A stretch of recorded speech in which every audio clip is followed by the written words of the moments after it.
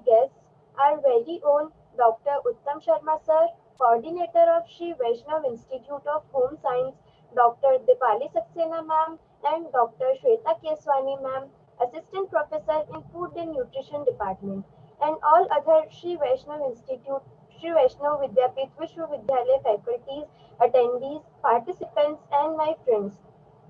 As Karan Salman said, eating healthy food fills your body with energy and nutrients. Imagine yourself smiling back at you and saying thank you.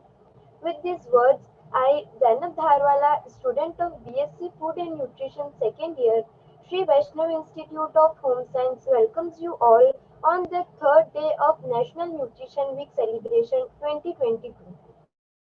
Before starting the celebration of day third, it's my honor to be the master of today's session as by wishing each and every teacher present on the behalf of our food and nutrition batch a very happy Teachers' Day.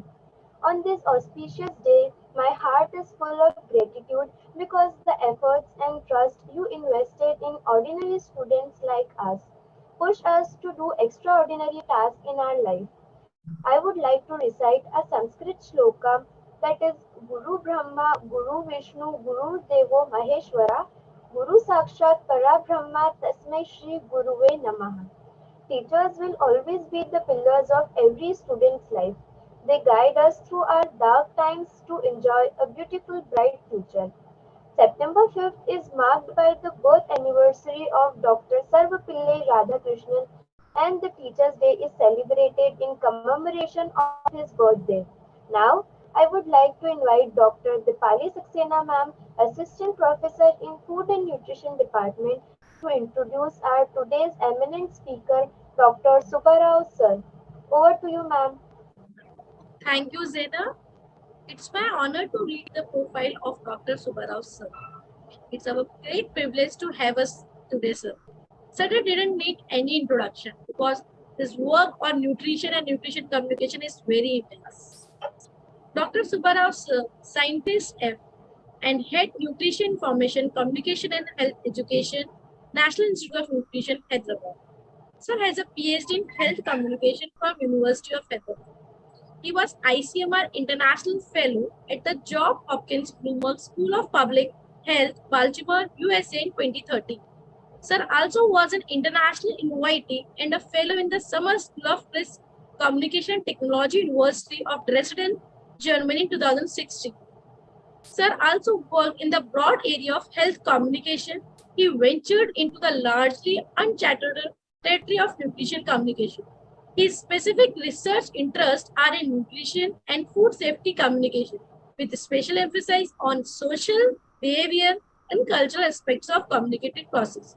His research and practice translates the traditional extension activities and integrate translation communication science with community-based approaches to promote nutrition. His research and advocacy have built multi-phases engaging in awareness creation, behavioral change, vendor education, policy advocacies, media engagement, and consumer behavior. He firmly believes that nutrition and health communication can bring about sustainable behavior change only if individual, interpersonal, community, and policy level changes are achieved. Therefore, his latest research studies have touched wide range arenas, including contextual factors shaping food environments, food labeling, food front of pack labels, informations, community technologies, diet, nutrition behaviors, food policy analysis, social media, and food behaviors. Currently, he is spreading the e-dialogue series in the Let's Fix Our Food consortium, which looks into the food environment of adolescents. He also a core team member in developing health communication program for ICMR scientists.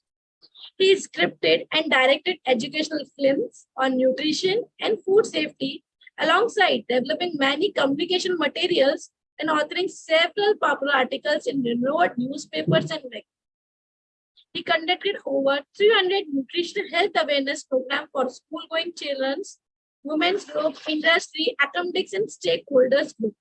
He coordinated the activity of Secretariat of World Health Organization, Southeast Asia Nutrition Research Action Network of 11 member countries and edited its half-yearly newsletter from 2004 to 2014. He sits on expert committees of regulatory bodies like Food Safety Standards Authority of India, Bureau of Indian Standards, Codex Alimentarius Commission, and has been a part of technical and project advisory group of several academic organizations. Sir, I request you to please motivate us with your expertise and knowledge and words. Dr. Subbarao, sir. Good morning, all of you, and thank you, Dr. Deepali, for the elaborate introduction. You could have kept it short. Thank you all, and I thank the organizers of the meeting, Vaishnav Vidyapeeth Vishwavidyalaya. Excellent program. I've been, traveling a lot, so I couldn't attend the earlier part of it, but I've seen the stellar speakers that you could manage to get, and I was supposed to be there on the first day in the inaugural as well. I was traveling in far off remote areas of Northeast, and I just returned last midnight. Thank you, and I'm sorry I couldn't make it for the first day. Congratulations once again for this extraordinary effort, and also thanks to the audience who have joined from different parts of MP as well as from India for their interest in the topic. The topic is pretty new in the sense that, I talk about nutrition communication. We usually talk about educating people, wherein when we say education, we usually say, go with the opinion that people do not know much, and we are the ones who've read, done, and also studied these areas, and then we will tell them what is best for them. But communication is little beyond that. It's a two-way process. A lot of people know a lot of things, but there are several reasons why they're not practicing what they know. And also there are certain things that they know, but they're confused because of the overarching effect of the several media that we have today. So in that scenario, how to maneuver the health communication things along with what they usually practice is a big challenge. And this is the occasion. The National Nutrition Week is the occasion when the entire system related to nutrition comes forth with an opinion to take forward the message of nutrition to nook and corners of the country with intensified efforts. And I think it's part of that effort that this program is also being conducted. And as you know, the National Nutrition Week was initially started in 1982. Just a minute, please.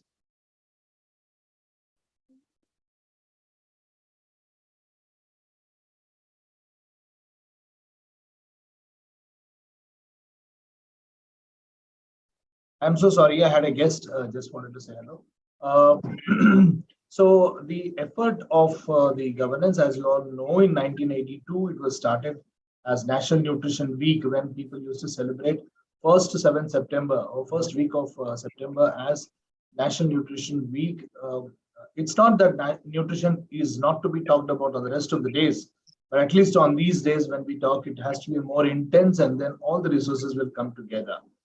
But ever since 2015 or 16 or so, when the current government has come into power, it has been decided that entire September month would be celebrated as Poshan Mah. Poshan Mah is Nutrition Month, wherein a wide range of activities are to be taken up by different organizations.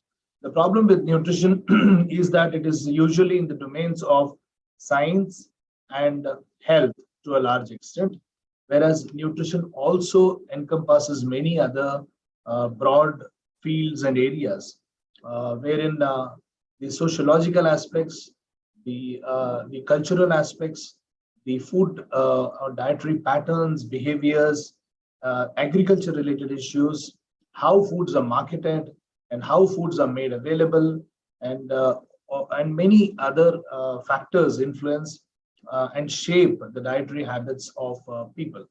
So in that context, to promote good nutrition, there is a need for several ministries and several sectors to work together. including the private sector, including the voluntary sector, including the academics, and also several ministries like food processing, health ministry, then women and child development, roads and transport, and public distribution systems, and also, you name a ministry, it has a role in promoting nutrition. But unfortunate fact is that most of them do not know what their role is in promoting nutrition. And this is the time when we talk about nutrition, when we spread the word of the nutrition, when we encourage people to come forward to, converge and take the message of nutrition to the. So in my presentation is structured in a very small, overview of what nutrition efforts are all about. What I'll do is initially I'll take you through the current nutrition scenario. I see the stellar speakers that you've had in the past and also who are going to speak the subsequent sessions. They're going to cover a lot of nutrition related and nutrition science related factors, which I will steer clear of. I'll not, touch many of them. But in order to give an overview of the current scenario, I'll just pick up from a few statistics. Some of them are a bit old, but still make sense to drive home the point that I'm trying to, take forward with the group.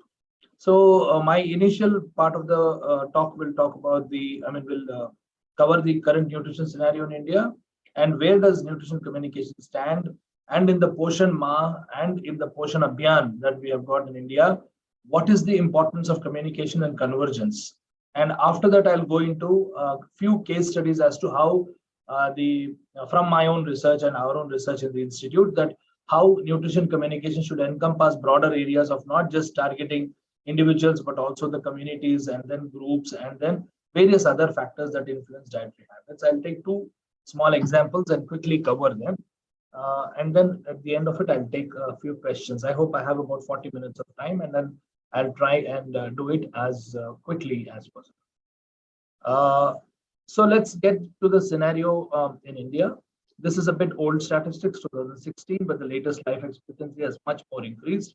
If you see in 1990 as a base mark, why I took 1990 as a base is that this particular year was very significant in the economic history of the country, wherein we started liberalizing the economy, and there is an influx of investment from outside, and the newer varieties of things have started coming in, and our people have started contributing outside.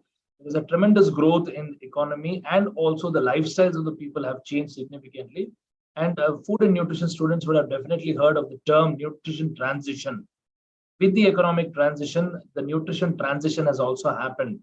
From what exactly is nutrition transition? I'll just go into the next slide and then show you.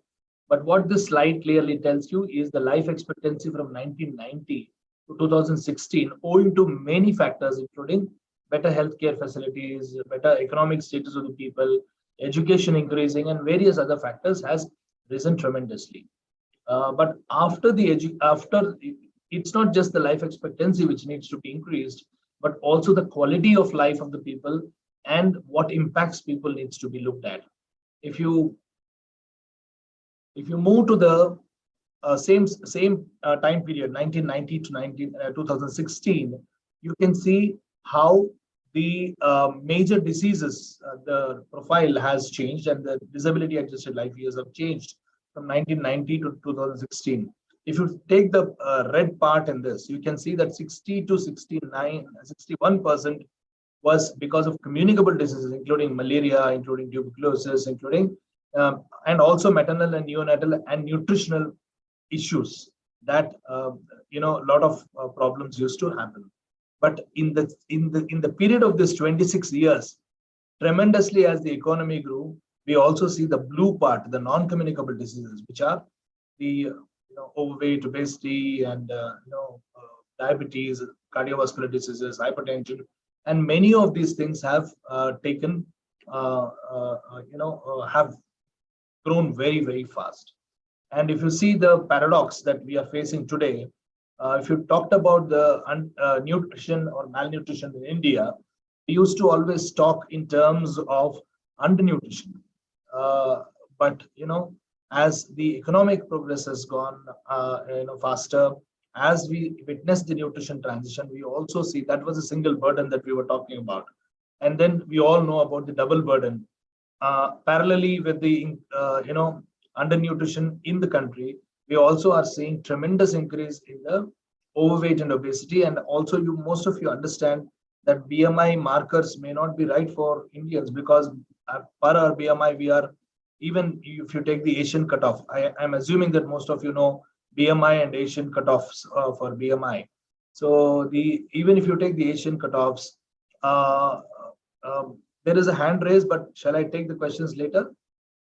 Piyusha has raised a hand. I'll take the questions later.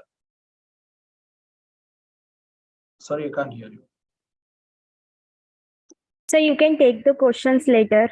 Yeah, fine. Yeah. If there is very pressing question, you can stop me. Else, I would prefer to take the questions at the end. Okay. Okay, sir.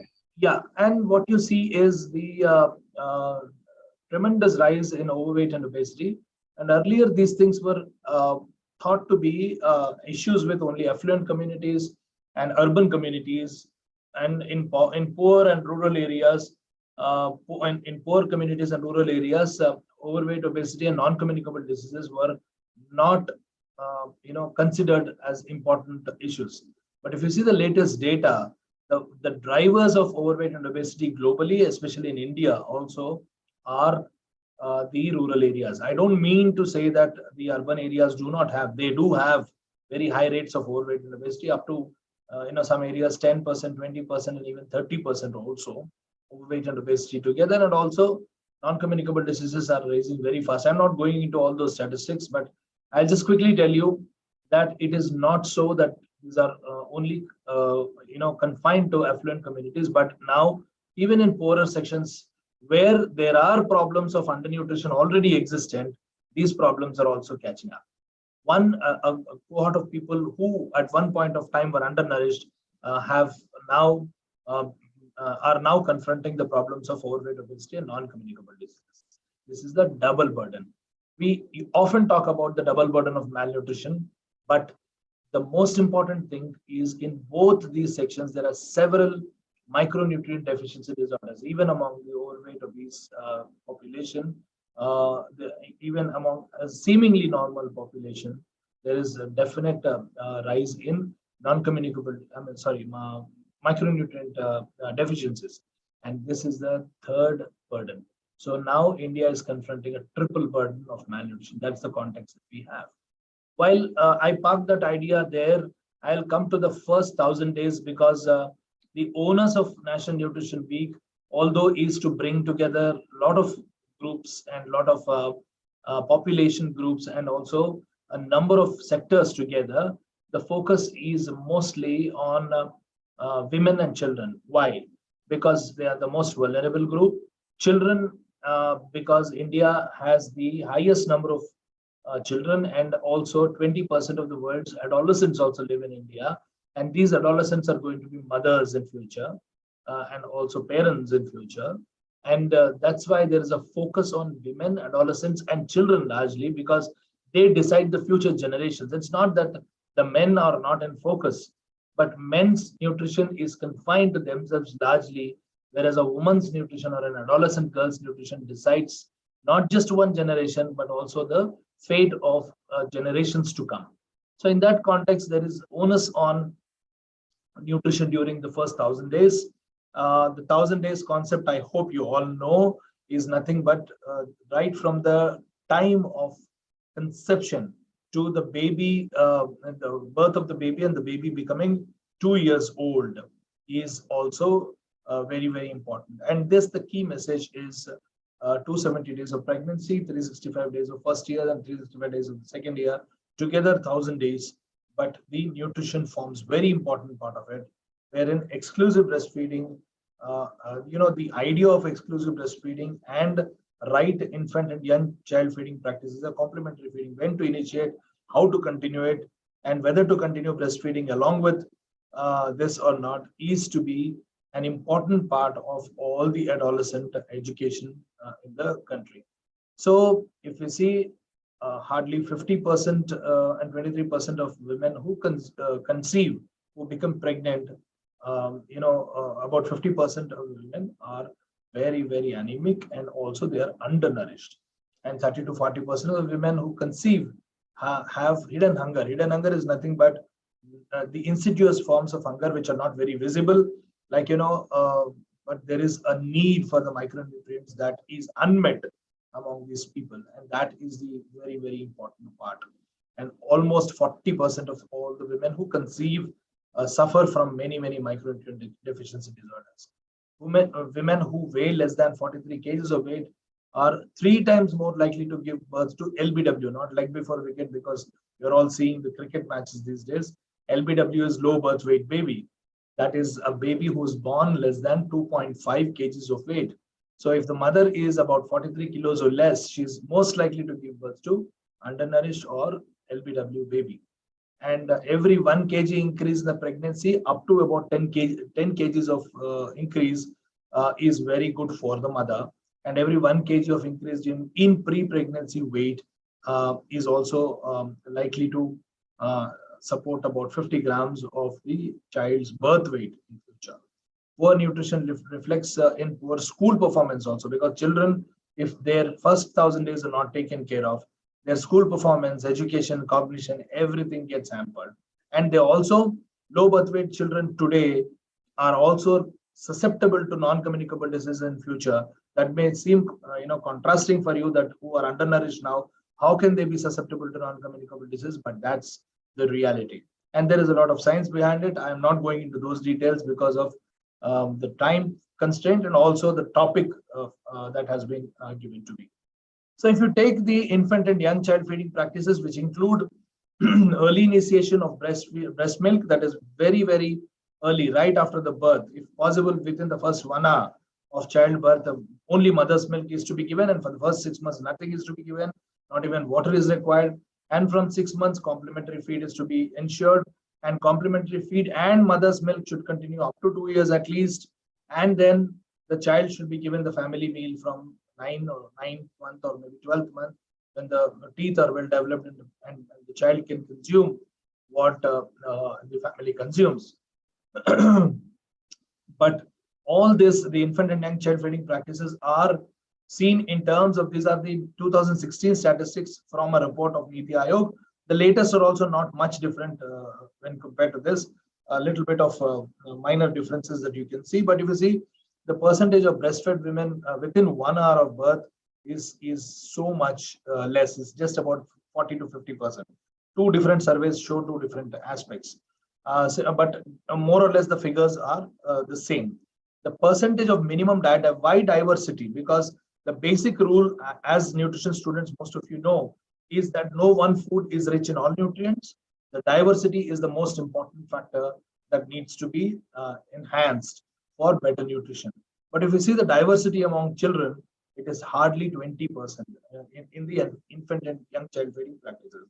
So when the children are fed complementary foods, that also needs to be as diverse as possible, so that foods from different groups are incorporated in the meal and the child gets the necessary nutrients from different sources. But percentage of, and it's not just enough that the food is given and the food is diverse, but the frequency is also very important. If you take the minimum meal frequency, only about 35 to 40% of the people are meeting it. If you take the minimum percentage of acceptable diet is nothing but it has to be diverse, and it also has to have the necessary frequency. That is hardly anything, about only less than 10% of the children get the minimum acceptable diet. If you see the coverage of health and nutrition interventions, why I am saying this is, I talked about convergence and communication, which is very, very important. If you see this, it's from the Niti Aayog report. You can see the which are very important during pregnancy, lactation, and the Anganwadi, preschool age of the child. If you take in many states, the food supplementation or health and nutrition education, if you see, is so much less. Only in a few states, like maybe Uttarakhand or Gujarat or other places, nutrition and health education is very good. But on all India scale, the yellow bar, if you take, is just about 20 to 40% of the people are getting that. And similarly, breastfeeding counseling, to counsel the pregnant women about the future, and when the child is born, that they have to breastfeed and how they have to breastfeed. If you see, that is also very, very less. And it's an opportunity for the nutrition students to communicate all this and take the idea forward to the different groups. So, is awareness creation enough? Does awareness creation translate into practice always? No. What is most importantly in communication is creating an enabling environment. What does it involve? It involves strengthening nutrition support frameworks. Everybody from family to peer group to the village or to the city or to the doctors or to all of us, to the relatives. Nutrition of an individual is a shared responsibility. Nutrition of a woman is not just her prerogative, but also her husband's, her in-laws, her children's, and her family. Similarly, for everyone, for child's nutrition is not just mother's, outlook. It should also engage the rest of the family, to enhance the child's nutrition. Only then it works. That creates the enabling environment. Protecting from impact of shocks and vulnerabilities. Imagine shocks and vulnerabilities are nothing but natural calamities like floods or maybe droughts or famine. Suddenly, if these things happen, there is a compromise in nutrition. That also, those kind of protection mechanism and other things are also important, even at the policy level. Promoting diverse diets is important, and increasing access and utilization of services important. There are a lot of services available. Until and unless people demand those services, demand those services, they will not be streamlined. So the communication is not just about what they are eligible for. It is also important to push them to demand their right in terms of the services that the government offers. So there is an enormous scope for talking to people, educating people, and communicating all these to them. So our general communication campaigns, what happens is they do it only because it is their job. We assume that people do not know a lot of things, which is wrong. They know a lot of things, but the key is in identifying why the known things are not being practiced and how an enabling environment can be created around it. That is the key for communication. And to sustain it, people should own the practice, or people should own the behavior enablers. So this is very, very important. And if you communicate to meet your target and say, today I'll conduct a symposium and have 100 people in it, I'll distribute 500 posters. No, don't even know what is happening with 500 posters. They may be using it even for wrapping Moompalli in it and having it. So if you don't communicate, if you don't go back in time, if you don't reiterate the message, if you don't if you don't help them practice, it's of no use. So communicate should not only be to creating awareness. Communication should also be reinforcing, which means if you see any product advertisement on media, the same kind of advertisement is so reinforcing that on TV you get it, while browsing internet you get the pop-ups, in the newspapers you get, and the same idea, same jingle, same caption keeps reiterating. The moment you want to buy a product, the brand name is recalled. So that happens because of continuous reinforcement. So if I say ting ting ting in this group, I know 11 all the 100 people who are appearing, who are listening, the brand about which I am talking, right? If I say no one can eat just one, the brand about which I am talking, right? It is very clear because it is so reiterative. It is again and again through multimedia approach it is happening. So it is not just about creating awareness, it is about reiterating the message. Message is one of the ways how people can be pushed to change behaviors for a healthy and better life. So help them practice, and for behavior change, which is a very long drawn process, it's not very easy to do. That's very, very important. Sorry for the slide, but Poshan Abhiyan focuses on 1,000 days, a critical window, and then it aimed to get so many of the parameters at the rate of 2% down and 3% down.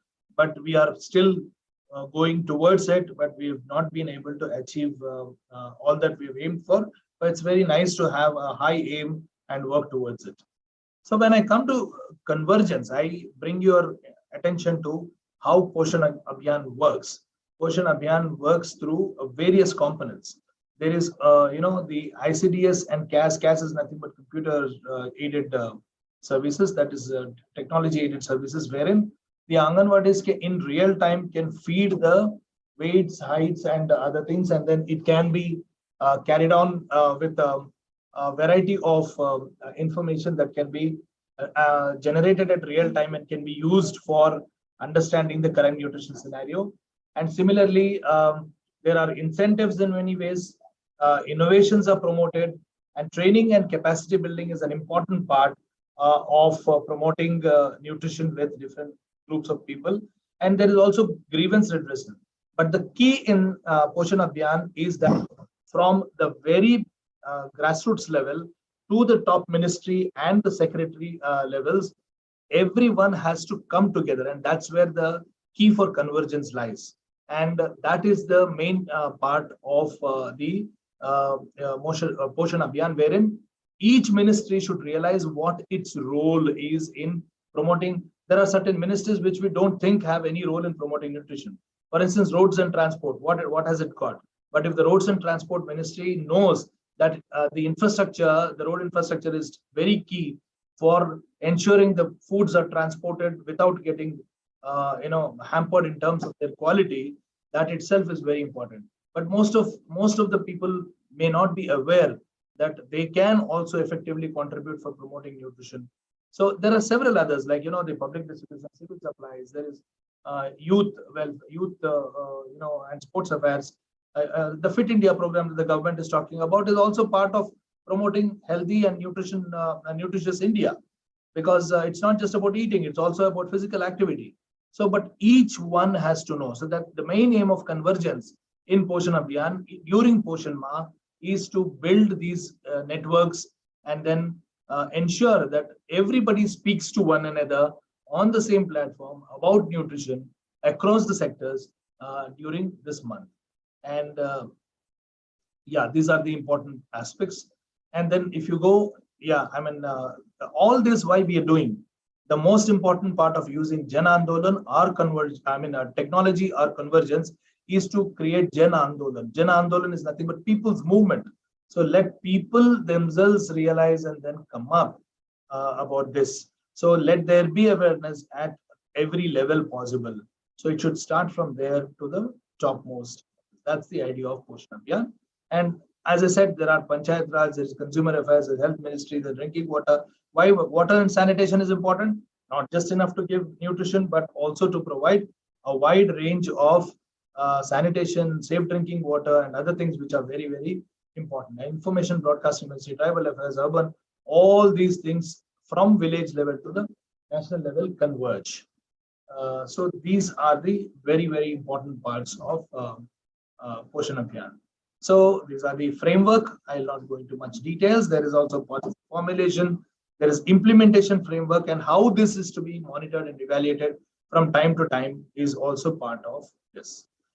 So it's about nutrition, not just about nutrition. Is it enough that you have diverse diet, good nutrition, but the food that you take should also be safe. So nutrition and food safety are very, very important, from farm to fork, from farm to the plate, from production to consumption, whatever way you call it. In every phase, it is important. And for this, communication can do a lot of things by, talking about the social and cultural aspects and changing the food environment, how the food is made available to the people. And consumer behavior education is very important these days. You get a lot of the foods in terms of, you get many foods in packed form. And people have to know what is there in nutrition content on the packets. There is a lot of information on labels. How many of us know how to read labels and make an effective decision of food? So these things are also part of it. And then we as nutrition, students or faculty have a wide-ranging eligibility, wide-ranging responsibility in terms of taking the message to the people and also talk for policy change. So it's not sufficient, but a necessary condition, social and behavior change communication.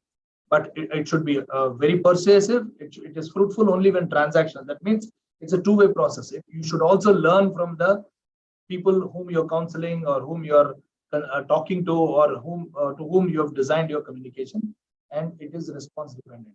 So what does communication really do? Does nutrition, what are the flaws with the nutrition communication?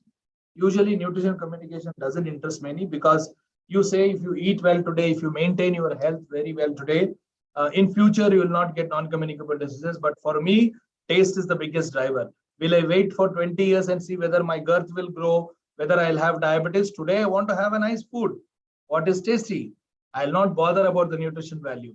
So if you have a cough, you take a cough syrup, you'll get a relief. But if you eat a healthy food today, it is not guaranteed that you will be healthy forever, because people can't see that cause and effect relation very easily. So it doesn't interest many people. It makes eating and living very complicated. It says that protein khaya, fat liya, fat kam karo, carbohydrate pura kam karo, sugar mat lo, sugar 25 grams se zyada nahi lena hai, 5 grams se zyada namak nahi lena hai. So what is causing this is, how do you calculate all this when you are eating? It's very, very difficult. We don't even think 5 minutes before eating the food that we like. Somebody comes and then gives you a meetha because he bought a car, or he bought a building, or he passed in or she passed in an examination. We immediately like the sweet and then pick up and eat. We never think how many grams of sugar are we eating, how much exercise should we do to burn this. Do we think that way? No, we don't. So it is always, it makes eating and living very complicated if you start thinking about these things. And then it is always talks about behavior change, which people don't like. Remember, if your mom says the dress that you're wearing is not good, you change it, you will be very annoyed at her. That is because you don't want anybody to tell you to change your behavior. Changing behavior is something that is very, very difficult, and benefits are not immediate, as I said, and the audience sometimes thinks it's not in there. For instance, you may talk to a pregnant woman about importance of taking iron and folic acid tablets. But if the mother-in-law doesn't allow her to take, or if mother says or grandmother at home says, nahi, hamare pregnancy mein to hum aisa kuch nahi liya, dawai mat lo, then what happens? The mother, the pregnant woman may be aware of it, but it is not translating into practice because of other decision makers. They are not the decision makers. A child may know importance of carrot, but if the mother doesn't like to cook carrot, or father thinks carrot is very expensive and they don't get it, it is not in their control. So just practice is often not enough. I'm trying to simplify things because there are student community also. So what seems to work is formative research. Before doing any communication, you should know what the people already know. It has to be through multiple channels. Training of trainers, TOT is nothing but training of trainers, people who train the others. Theory-based approaches are very important, which means you should know a bit of sociological approaches and communication approaches. And social cognition. If one person does something, the community always learns from the others than learning from outsiders. For instance, using of mobile phone. You see in your own house, it's usually the young people who use the latest mobiles at home.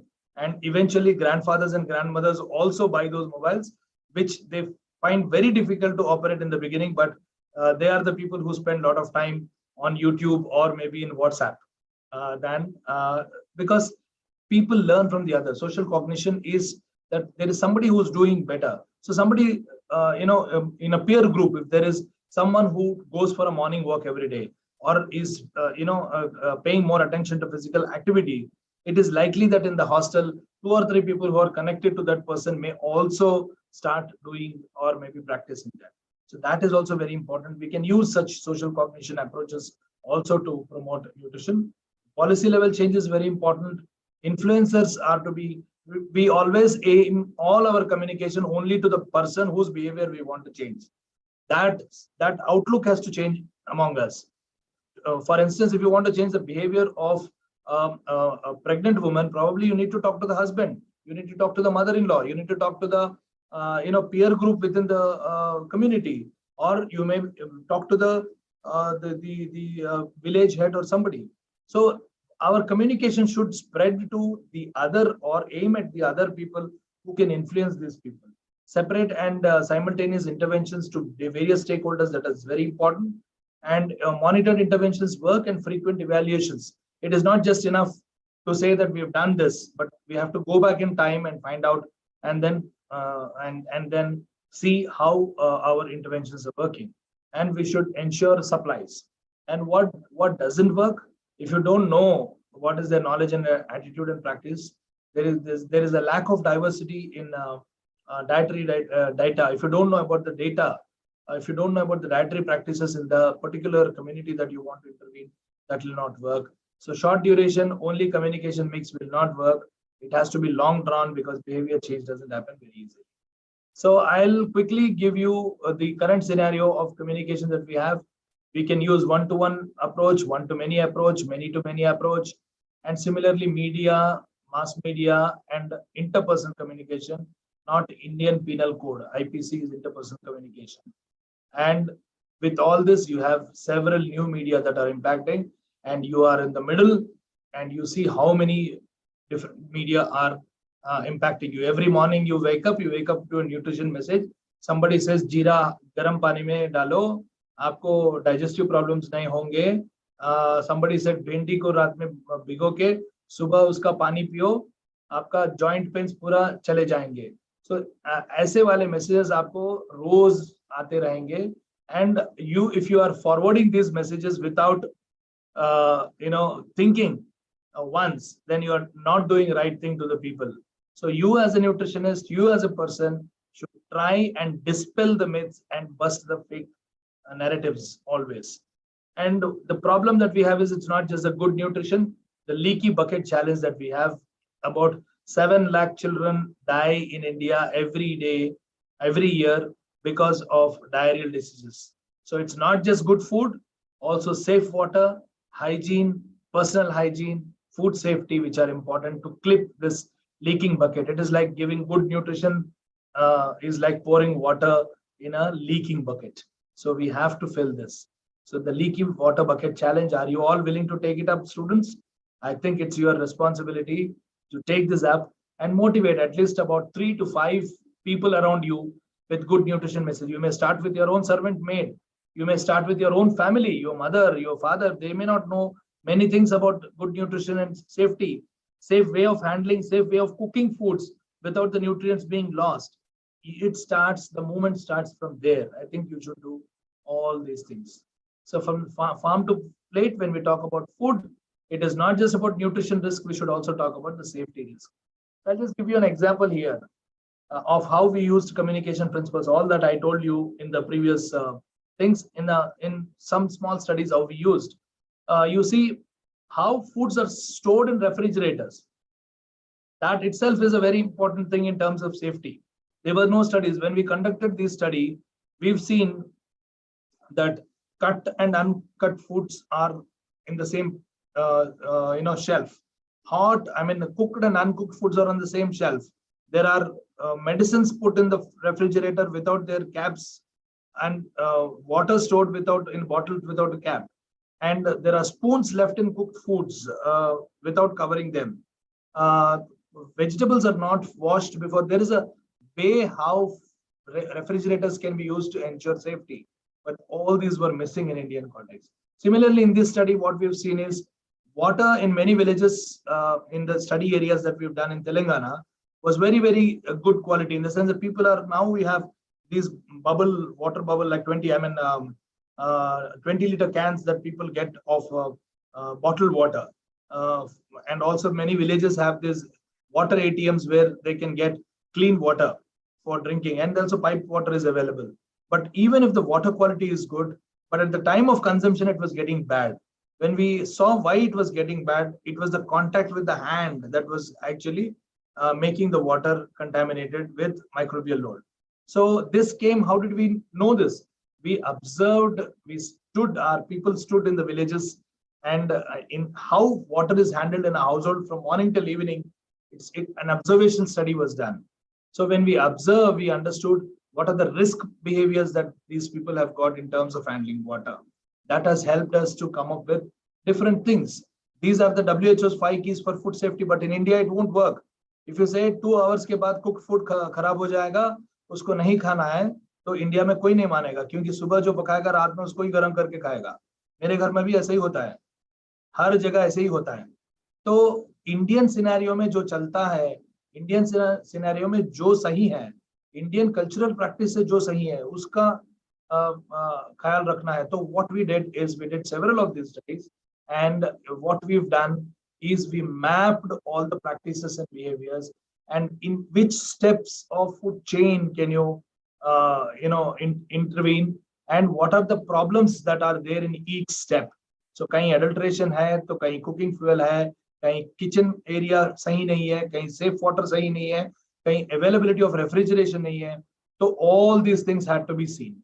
So based on this, we developed our own 5 keys for food safety for Indian scenario. Sorry, I have not put that image in this, but you can have it on our website. If you go nnan.res.in, you can just get all the communication material. So based on this, we realized that only 5 factors impact. We mapped 85 different factors that can contaminate food in terms of microbiology in household. Because most people consume food in household. आप बोल सकते हैं कि बहुत सारे लोग pack food खा रहे, लेकिन हमारा जो खाना है 80% कम से कम घर में ही पकता है, most of the time in most houses. So this 80% for us, the home foods safety is very, very important. So the home food safety, how we ensure, we need only 5 keys. They are different from WHO's 5 keys. One is the hand hygiene. Hand hygiene का मतलब बहुत कुछ हो सकता है, लेकिन for Indian context, only 2 things are important: trimming your nails regularly, washing your hands with soap when you are handling food. That is one. And there is separation of cooked and uncooked foods in refrigerators and other things. You can store cooked foods for about 4 to 6 hours in Indian context without any problem, provided that all the measures are taken well. Not letting pets enter the cooking area, having safe cooking fuel and safe water. These are some things that have very clear impact on ensuring safety at household level, according to us. And similarly, looking at diversity, promoting diversity is very, very important. There are many measures, but changing the food environment is very important.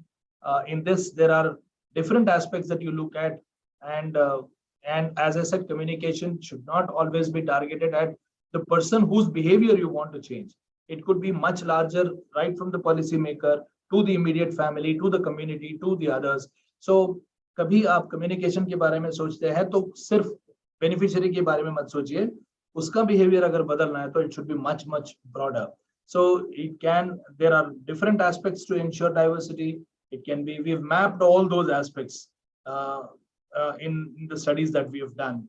So all these are the aspects that we've mapped, and finally, this is how observation studies, enlisting of the foods that are available, and also talking to people, focus group discussions, all these have come to this particular thing.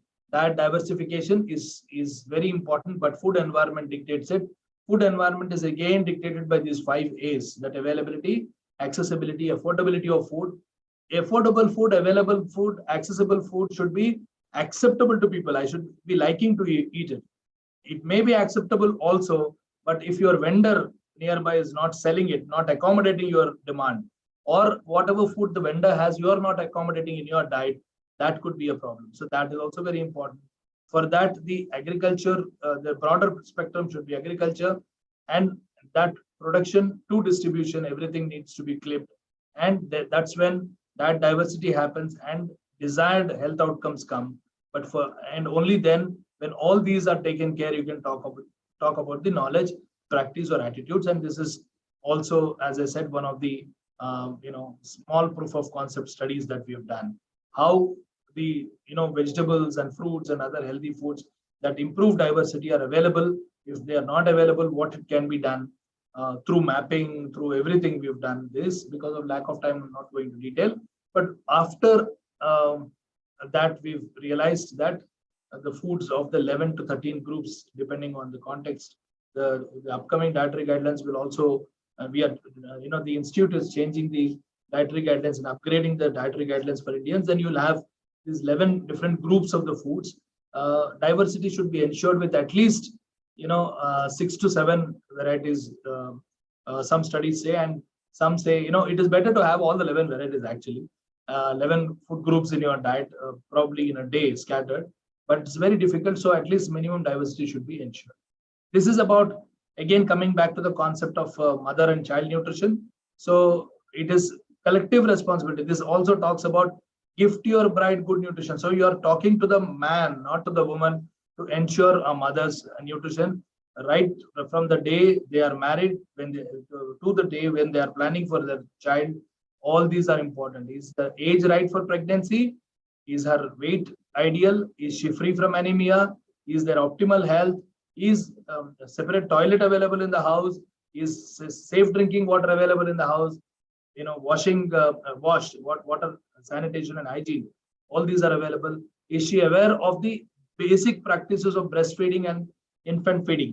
These are also important. And what needs to be done at different ages, we have given in this concept. I'll leave the presentation later. I'll send the presentation. You can see this, or this is also available on our website. You can see this. So coming back to behavior change communication, this is an experiment from Alive and Thrive in Bangladesh. You can see that nutrition intervention using behavior change approach, but without giving any additional things, has made little change in terms of making people to spend more for diverse foods.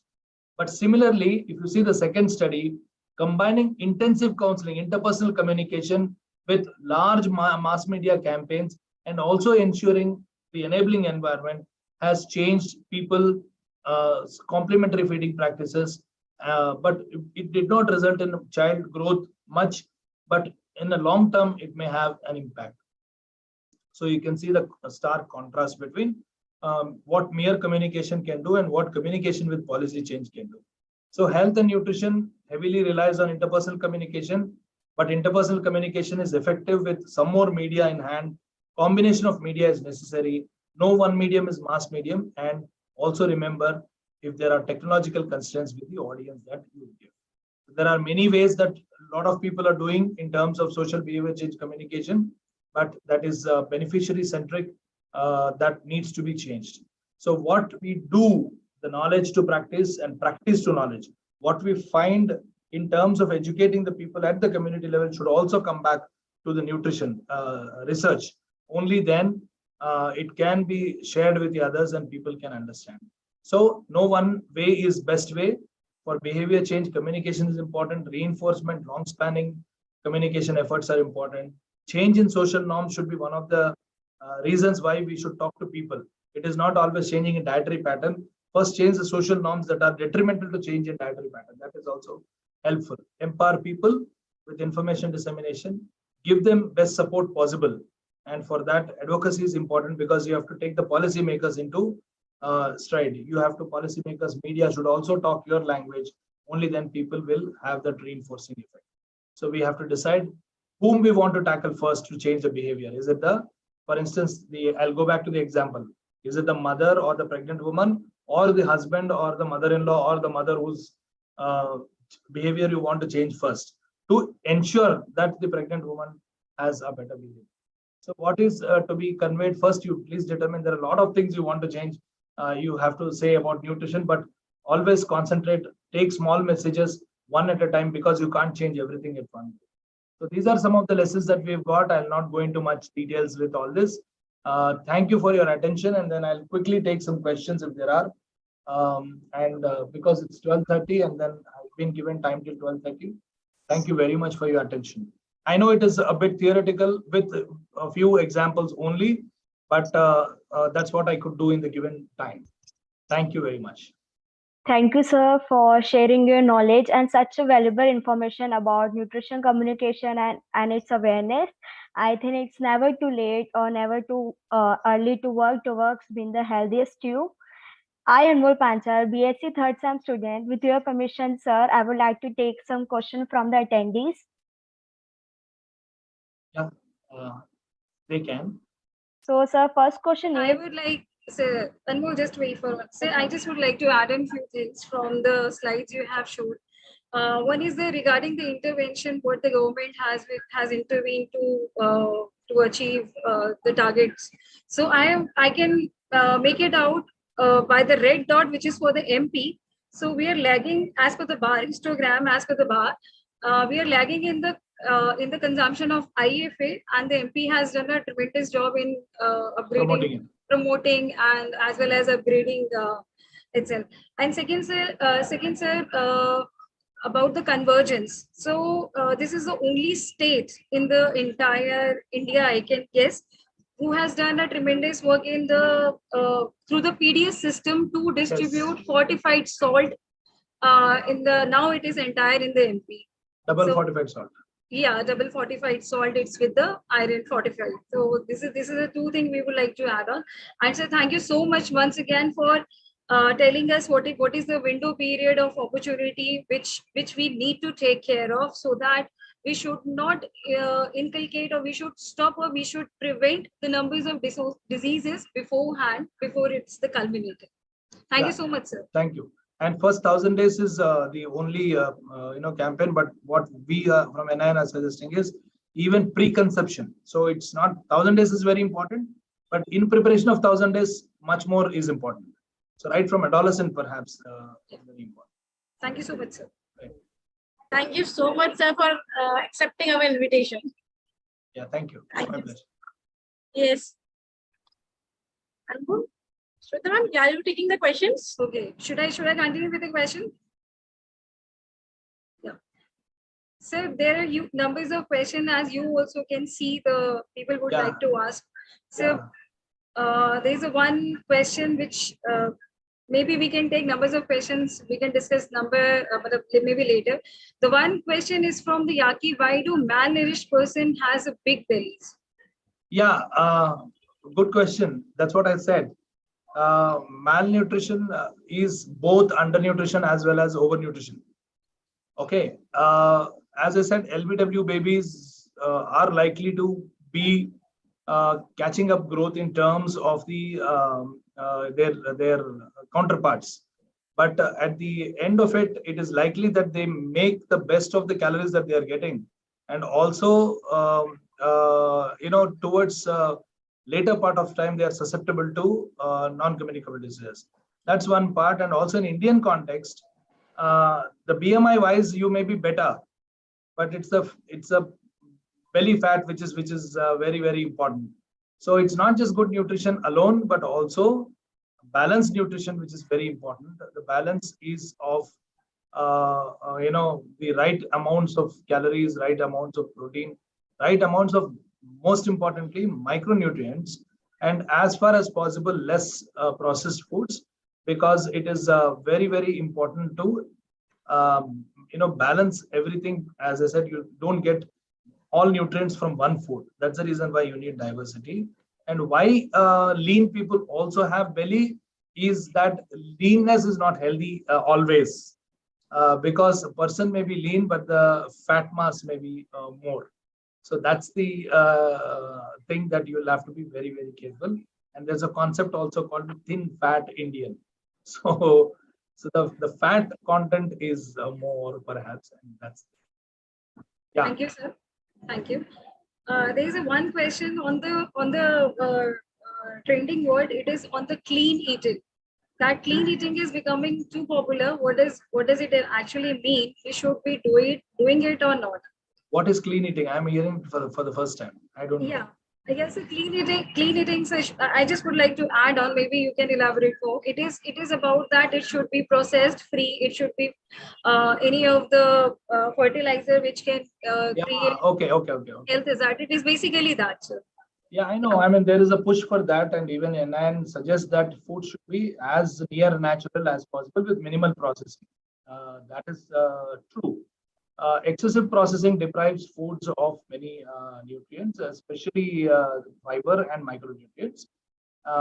And also consuming foods that are about, you're talking about organic, but organic is a bigger debate. It's a very, and also, to produce organic food enough for everyone to consume may be a little difficult. But what is organic also is identifying is also a bit difficult. Of course, for processed and other things, there are, I mean, packaged foods, there are symbols that are available, but everybody is selling what, the fruit and vegetable, calling it organic. It may not be very easily verifiable. That is one thing. And also, a particular farmer can go organic 1 year, but that is not enough for really being called organic.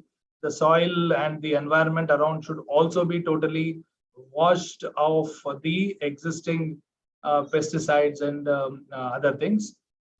So that is a bigger debate. But what I suggest is clean eating. Going organic is good if you are sure about it. But we have examples of countries like Sri Lanka who went completely organic, and then their economy itself has been impacted with that.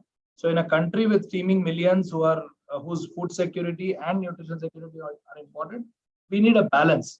Yes, there is a necessity for increasing awareness about rational use of chemicals and fertilizers and lesser possible. But in terms of how we use our fruit and vegetable, there are ways in which you can clean off the surface remnants of pesticides and chemicals. Dietary guidelines for Indians clearly suggest that washing them under running water for a while, and then also and other ways of doing it can help to a large extent to rid of the chemicals. Don't worry much about it.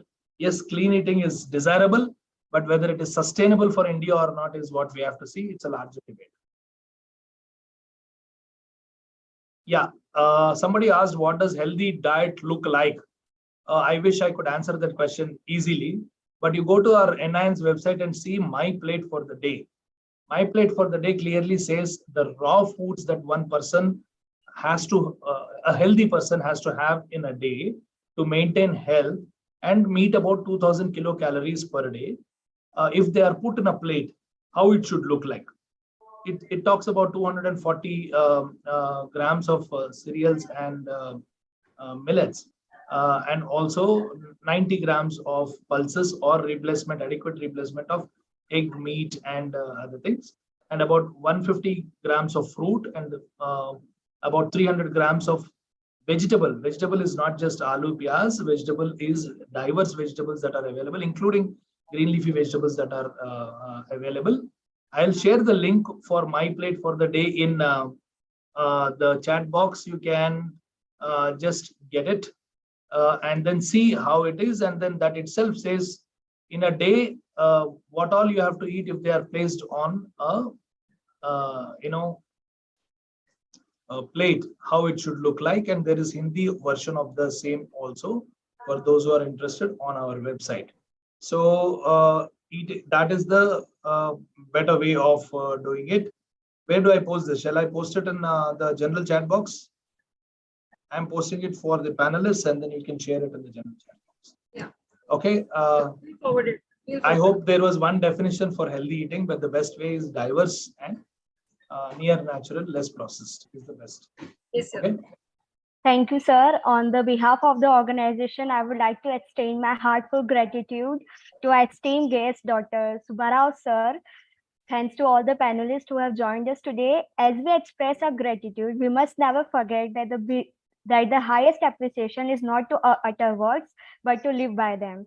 On this note, finally, I would like to thank all of you present here for making the time to be with us today and helping us make this event a grand success. Thank you one and all for joining us, and happy Teachers Day to all the teachers who joined today. Thank you. It's my pleasure, and thanks to the audience. Thank you so much, sir. Sorry, there are many questions that are unanswered. You can share some of them. We'll write and send them. Thank you. Right. Thank you so much, sir. Right. I request to the participants, those who have raised a question, definitely due to the shortage of time, we couldn't take it right now, but certainly we'll be taking those questions to the next, pass on these questions to the next speaker, as well as we'll try to get the answer from the directly from the speaker itself. So be with us for the next 2 days more so that we can quench the thirst of your queries regarding nutrition. Happy Teachers Day to everyone. Happy Teachers Day. Feedback link is posted in this session as well as in your WhatsApp group. Thank you all. Thank you. Thank you.